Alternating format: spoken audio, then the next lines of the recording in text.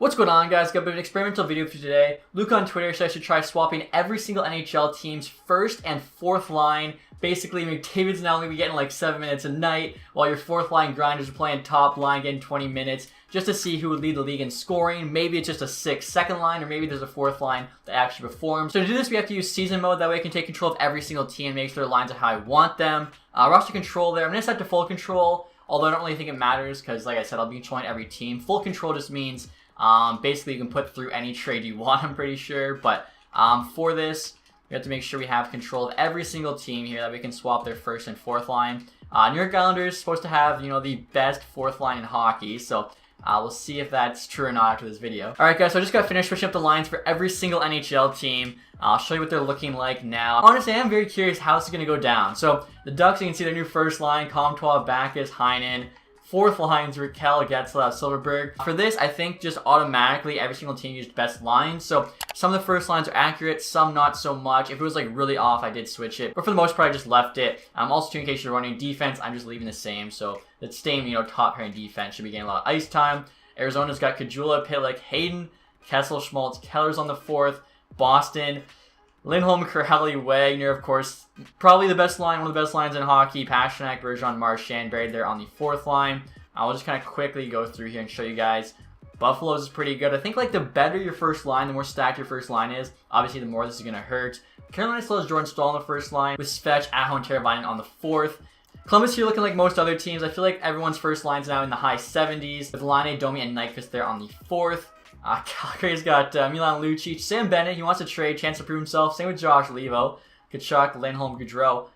I'm going to switch that. Lindholm, I feel like Monahan should be the first line center there, not Lindholm. So Chicago, they do get an 80. They get Nylander, Kane, Taves, DeBrincat. Colorado, of course, is going to have Ranton, McKinnon, Landeskog, another one of the best first lines in hockey, along with Boston's. Dallas there is actually one of the lower rated ones, 276, Radulov, Seguin, Ben. Detroit, I mean, we have a good first line, I think. Mantha, Larkin, Bertuzzi. After that, not much, so that definitely hurts. Edmonton, the best lines, it had Yamamoto, McDavid, Draisaitl. Draisaitl has played McDavid on the first line before, so I figured I would just leave that. Florida here, also looking pretty rough outside Connolly. Then they got Hornqvist, Barkov, and Huberdeau on the fourth. LA's there. Really isn't that bad. Like, Kopitar's on the fourth line. Other than that, their fourth line's not much worse than the rest of their team. Like, they have really no stars on that team. Minnesota here, Zuccarello, Eriksson, Kaprizov. Actually, one of the lower rated first lines. Montreal, they lose Gallagher, Suzuki, Tatar. The Devils there, that's pretty rough. Palmieri, Hischier, Gusev, though, aren't that high rated. Predators here, I think they have Arvidsson, Duchesne, Forsberg. Islanders, like I mentioned, supposed to be the best fourth line in hockey. So you got Martin, Cizikas, and Clutterbuck. We'll see if they can do it. Eberle, Barzal, Lee on the fourth there. Rangers, they got Buchnevich, Zibanejad, Panarin. Ottawa's honestly isn't much worse than the rest of their team. So the first line that they auto-generated was Danov, Stützle, and Kachuk, which, like I said, not really that accurate, but I'm fine with it. Lon and 81 isn't too bad for Philly, but Voracek, Giroux, JVR is a bit rough on the fourth line. So Pittsburgh, they do have Malkin still second line center, but Zucker, Crosby, Gensel on the fourth there. The Sharks have 41-year-old Patty Marleau first line center. Meyer, Couture, Kane there on the fourth line. St. Louis, so Tarasenko's back and healthy, playing on the fourth line there with O'Reilly, Perron. Wow, Tampa Bay's fourth line is one of the better ones. 80, 81, 79, which makes sense. They're a stacked team. And just like Tarasenko, Kucherov there, healthy on the fourth line, playing with Stammer, Palat. All three of those guys have actually gotten, like, what, the last year and a half. So Toronto here, they got VC playing with Kerfoot, Engvall. Their fourth line is actually Marner, Matthews, and Nylander. They went with the big three. So kind of like Pittsburgh, they still have Tavares, second line, which will help them out. Vancouver's there's high 70s, Besser, Peterson, Miller. Vegas, not the greatest. Ryan Reeves, first line wing. Gonna be getting a lot of fights for sure. Stone, Carlson, Marchessault on the fourth. Then Winnipeg, I think, honestly, Winnipeg's probably my top three first lines. It's the Boston one, Marchand, Bergeron, Pastrnak. Colorado's Landeskog, McKinnon, Ranton, and then I think this would be the other one in the top three, Connor, Scheifele, Wheeler. Buried on the fourth line there doesn't help them. And then Washington, they got Oshie, Kuznetsov, and Ovechkin there on the fourth line. I'm curious to see, like, I honestly don't know. Will it be like a decent fourth liner who's a low 80 who ends up, leading the league in scoring? Will it be a second liner? Will it still be a first liner? Because they are getting power play time still, so they're basically kind of like a power play specialist. I'm thinking kind of like Sam Gagner when he was on Columbus. I believe he played fourth line, but was still in the top power play unit. Should be interesting to see what happens here. All right, guys, so I just stepped up to the trade deadline here. Curious to see, who's the leading scorer in the NHL right now, what teams are doing well. Anthony Beauvillier, who I think's on the second, maybe third line, is the leading scorer on the Islanders there, 44 points. So no one from the greatest fourth line. Minnesota Wild first in the Central. Maple Leafs are still first in the Atlantic. Devils first in the Metro. Ducks first in the Pacific. Kings are second in the Pacific.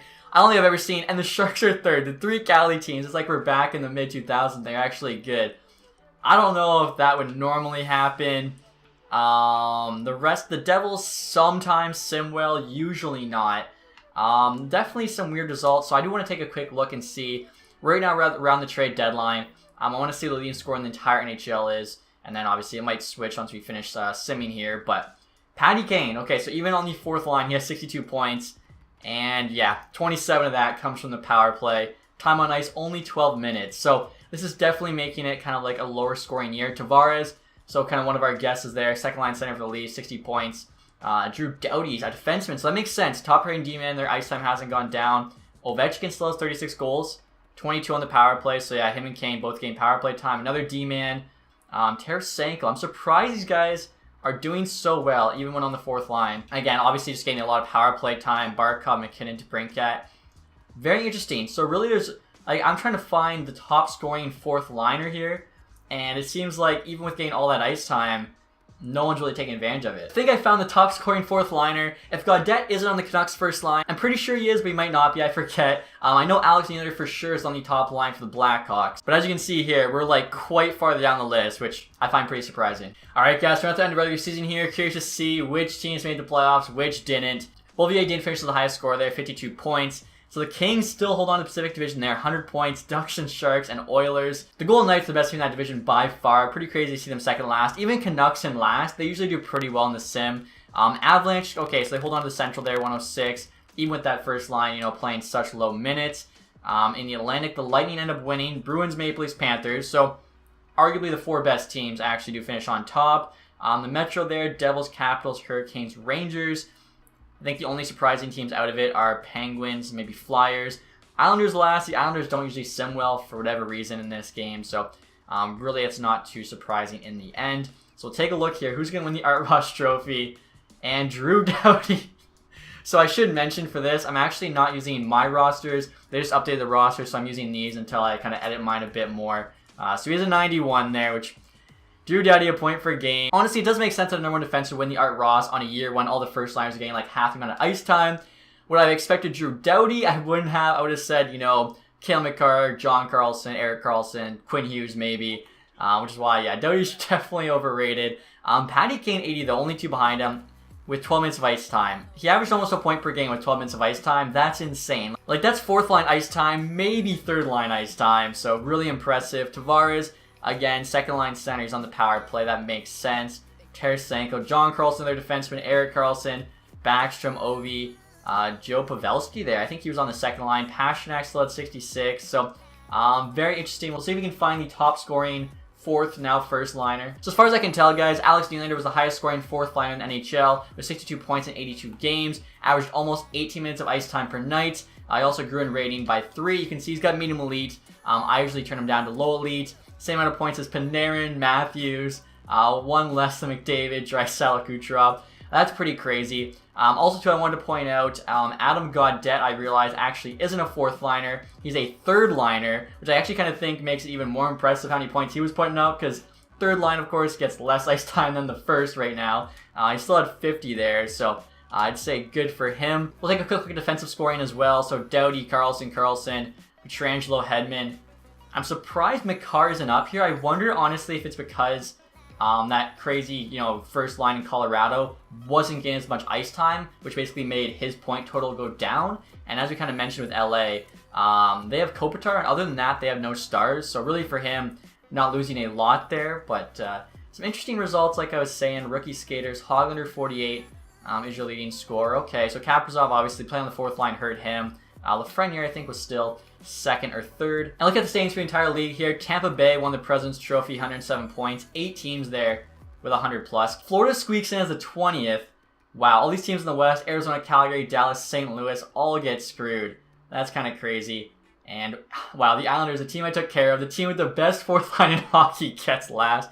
I feel like that's just a slap in the face from EA because, yeah, clearly the Islanders do not sim well enough because, like, they should have been really good here. Like, they're supposed to have the best fourth line in hockey, but, yeah, they never sim good. So we'll advance the day here. I got to find a team that's in the playoffs because the Canucks are not. You know what I'm thinking? We'll use LA Kings here with Drew Doughty, the current Art Ross Trophy winner, and see what happens in these playoffs. Oilers a pretty tough first matchup. Even with McDavid Draisaitl, look at that. They were up 3-1, pulled the Golden State. I was going to say, even with McDavid Draisaitl on that fourth line, you still got to watch out for them on the power play. So we'll just jump from team to team here. Edmonton next in the second round up against the Anaheim Ducks. Maybe they want some revenge here for, what was that, the 2017 playoff series. They don't get it, though. The Anaheim Ducks actually pull off the win. And it's the Ducks versus the Blackhawks in the Western Conference Final. In the East, it's Tampa Bay, Carolina. So Tampa Bay, Carolina is actually a realistic Eastern Conference Final. Anaheim, Chicago is not at all. And it's Anaheim, Carolina in the final. So if Carolina wins, you still have a pretty realistic champion. And they do win. Okay, I was going to say if they lose, I don't see a world where the Ducks win the Stanley Cup this year. So Carolina winning isn't too crazy. Plus, it honestly kind of makes sense because Carolina does have really good forward depth. Like, their first line's solid, I think. Teravainen, Aho, Svechnikov. And after that, we saw, like, they still had pretty good depth on the second, third, and fourth lines. George Sell being their first line center, I think actually turned out to be the best first line center after we made the switch. Also, they have one of the best decors in hockey. We didn't make a change to that, so their decors still eat up a bunch of ice time. I want to take a look right now at the playoffs and see what led in scoring. Ryan Getzlaf, even though he's 36, just went off, helping out the Ducks. So yeah, Niederreiter's on the second line. Same with Trocheck. I think Henrique too. You got scoring there from Slavin. Okay, so Comtois did okay there for the Ducks. Very, very interesting stuff. I'll take a look at the playoff tree next here. See who Carolina went through. Obviously, you know, like half of Anaheim's run. They also beat the Sharks there in the first round in 6. Carolina swept the Capitals, swept the Devils. Didn't lose a game to the conference final against Tampa. Then, of course, beat Anaheim in 6 there. Awards. This is going to be interesting for sure. So, Stanley Cup, Presidents, Tampa Bay. So, honestly, Tampa Bay still had a pretty good run because they do have that depth. I think the thing I'm taking away from this is in the East, depth mattered. Tampa Bay and Carolina both have depth. In the West, somehow, the worse of a team you were, the better you performed. I don't know. Drew Doughty, Art Ross Trophy.